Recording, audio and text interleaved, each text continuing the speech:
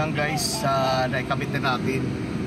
Yung speedometer niya guys, accurate siya doon sa reading sa ating actual, saka dito sa GPS. Same ang reading dito, mag-40 na siya.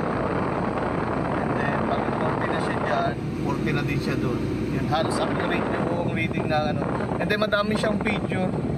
Hindi ko na isa-isahin kasi meron siya mga alarm kapag tumaas ang temperature, sa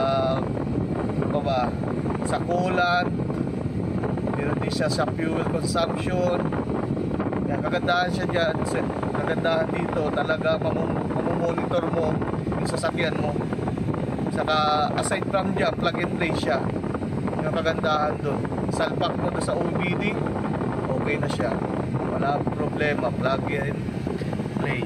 Then pili ka na lang, madami kang pagpipilian sa feature niya kasi madami naman siyang mga style, kung anong gusto mo, bahala ka.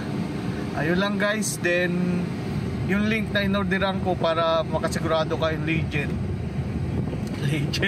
legit, post ko doon sa video natin yung link para wala kayong pangamba. Yun lang guys, panibagong ano na naman natin, dagdag dito sa ating kay Ion.